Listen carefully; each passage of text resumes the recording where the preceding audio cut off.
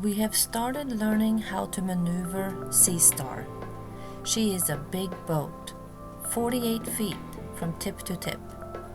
We're learning in the protected waters of St. John's River, but we know what lies ahead. We know there is so much that we don't know and do not take lightly the potential consequences for failing to learn those lessons. As we ready ourselves, we also continue to prepare Sea Star to head south in only a few short weeks. Although we're making progress, we have resigned ourselves that some of the planned improvements won't be completed on time. And that's fine. Boating can't only be projects tied to a dock. If you're not having some fun, what's the point?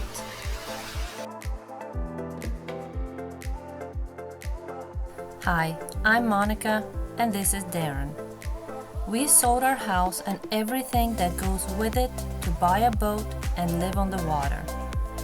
With virtually no experience, we are transitioning from a yard to a yacht. On November 1st, together with our dog Captain Kaya, we'll start our journey toward the Leeward Islands of the Southern Caribbean. So climb aboard and come with us as we go seeking adventure. We signed up for driving lessons with Captain Tony, not just to boost our own confidence, but also to satisfy our insurance company's requirements of new boaters. Getting out of our comfort zone is step 1, and step 2 is knowing in which order to take the lines off to keep the boat from swinging before you're done. This process sounds like it would be simple, but it isn't.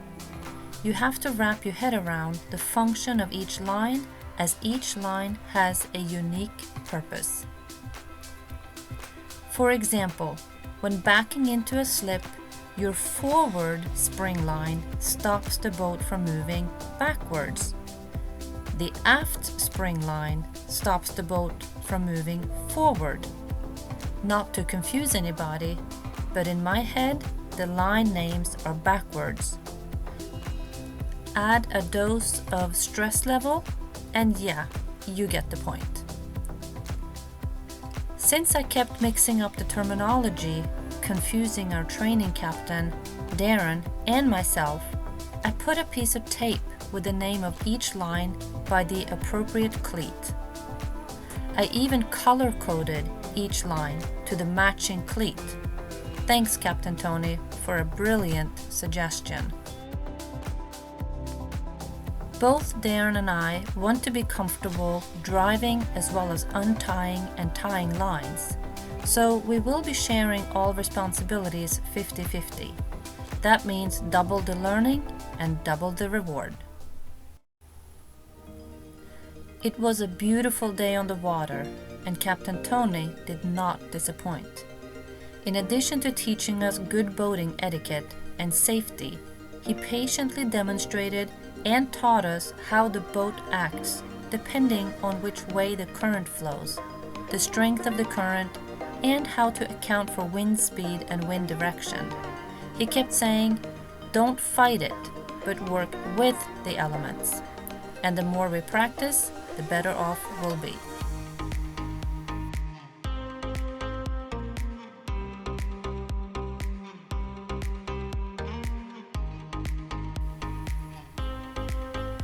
Here we are, parallel docking, pretending to fuel. Captain Kaya always overseeing the operation. We spent several days with Captain Tony and gained both experience and confidence, a really good investment in time and money. Living on a boat means that we have to understand how all systems work. That includes the plumbing. Water going in is simply hooking up a hose to shore water and filling the tanks, in our case 250 gallons of it. Water going out? Well, that is a different matter. Pump outs and regular maintenance is part of living on a boat, and this is an area you absolutely want to stay on top of. Early detection of anything not working perfectly could save you a lot of unpleasant work. Although we do most things ourselves, we were a bit intimidated when it came to our toilet pump. Well, essentially this is a vacuum flush head, and you had the old style of motor, electric motor on the pump, which had, I guess, lived its life and started drawing too much amperage. It was kind of limping along. So we went ahead and we replaced it with a upgraded motor that has a higher RPM, so it charges or pulls the vacuum quicker. It runs a lot quieter. We also replaced the bellows and the valves and all the seals within the pump. So the only thing that remains of the original pump is the housing. Okay, that's really cool that you can basically just rebuild instead of buying a new system. Hey, thanks a lot, Eric. Thank you. I appreciate it. And I'm sure we're going to see you again, because there will be other projects coming up. Yes. So thank you very much. You're welcome. Thank you. Living on a boat also means getting used to working in tight spaces. Every time something happens, like when our generator started hesitating, we see it as an opportunity to learn a new skill. We have learned how to replace air filters, impellers, and fuel filters, just to mention a few. I have a new appreciation for contractors that do this for a living. Because it's not just knowing the system, it's being flexible, crawling into tight spaces, working with no air conditioner. I just need to tighten up the screws a little bit more, and I think we can say that we are done with replacing the air filter silencer, and it's been a success. We have 300 feet of stainless steel anchor chain, also referred to as boat bling due to its high value. We needed to mark the chain so we know how much chain has been let out when we anchor. We decided on a red, white, and blue pattern every 25 feet, since that will be easy to remember, and every 100 feet would be yellow, and one final marker in black to signal that you have 25 feet of chain left. We carefully measured and remeasured to make sure that everything was correct before we painted. But not everything goes as planned, no matter how careful. I am such an idiot. We've been working for days now on marking our anchor chain so we know how much goes out when we drop our anchor. Yesterday we got done, we started putting it back into the anchor locker, and it didn't look right. And then at the very end, when I was about 25 yards of chain left to go in, it should have been marked red, but it wasn't. It was marked black. And so we determined that I painted it backwards. So instead of red, white, blue, yellow, it's blue, white, red. And it makes no sense anymore. So it can't stay the way it is. No worries. It all works out in the end. Another vital part of an anchoring system is the swivel. But before we could work on it, we had to turn the boat around.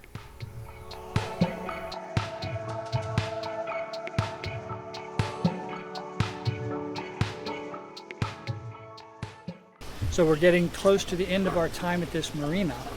And one thing that we want to be able to do is to anchor out. With our current swivel, we can't anchor out. Ours is bent and old, and it just looks to us like it's the weak link. Switching out the old swivel with the new Mantis swivel turned out to be the easiest boat project we've done so far. Remember how the chain was painted backwards? Well, a good friend and a beer was all that was needed to fix the problem. Yesterday I was so down about this anchor chain project. But Monica and I went to the pool and had a beer with our good friend Peter, who lives here at the marina and has a ton of boating experience. He immediately said, well, why don't you just switch the chain? Take the end that's attached to the anchor and attach it to the boat, and the end that's attached to the boat and attach it to the anchor. And it just made perfect sense. I went from being down here to being up here, knowing that our chain is going to be right again. And at the same time, we're going to make the chain last a little longer because we're going to wear the other end out now. Instead of always putting in the end by the anchor now and leaving the other end in the chain locker, now we'll switch them so they wear at a more even rate. It's a win-win. There we go.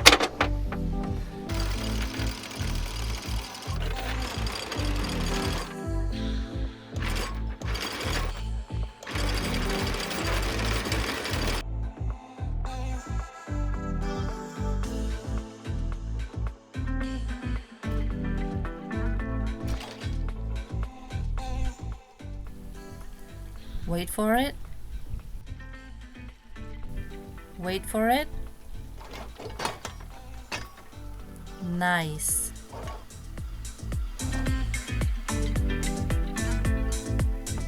So satisfying.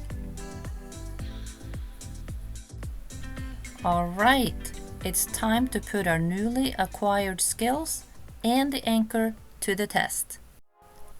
We found a beautiful place in the St. Johns River to drop the hook. The depth of the water is a little shy of 10 feet, and the rule of thumb is to let out 5 to 7 times of rode. That means we should let out about 75 feet of chain, which for us means the first blue marker. And it's time to do the first plunge, being out on the water without a training captain, doing everything ourselves. What an accomplishment.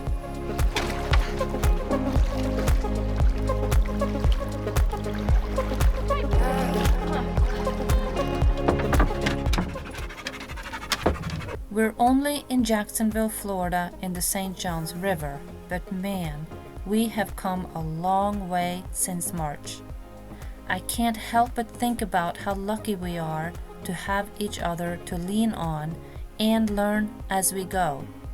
So much fun ahead, and November 1st will be here before we know it. One more dip.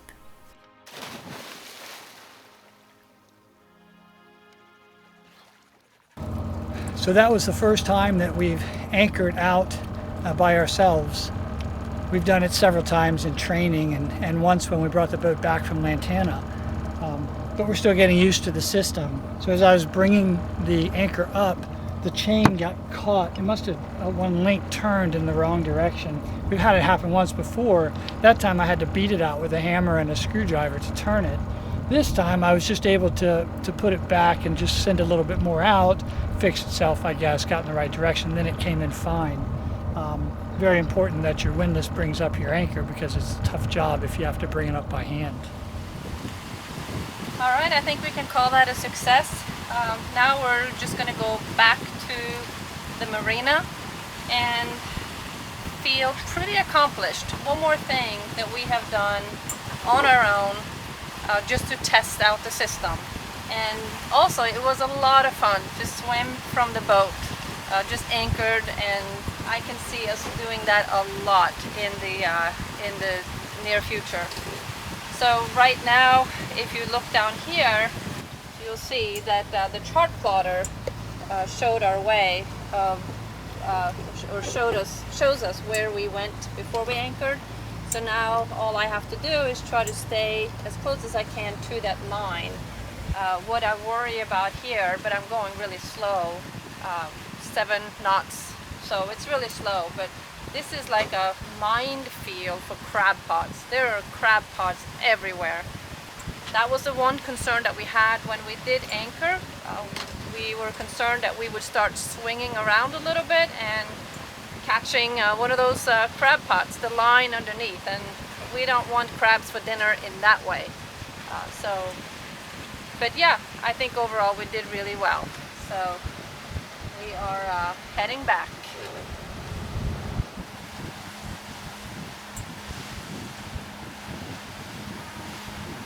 The rain over there, clouds are rolling in. So it's here in this part of Florida, at least, it rains every afternoon. So it's just nice to get things done in the morning.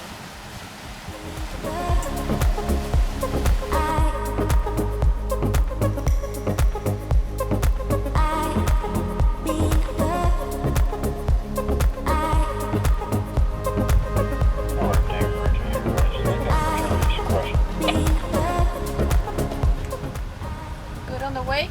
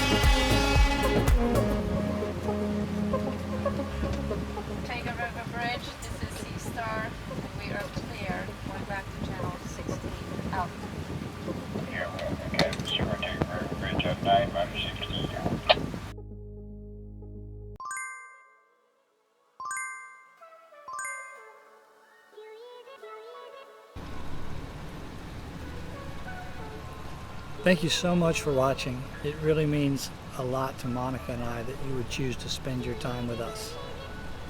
And if you enjoyed it, please like and subscribe, so that way you'll be notified of future episodes. And if you think your friends might enjoy watching, then please share with them. They may appreciate it, and it will definitely help us to grow our channel. Thanks again for watching. We hope to see you soon.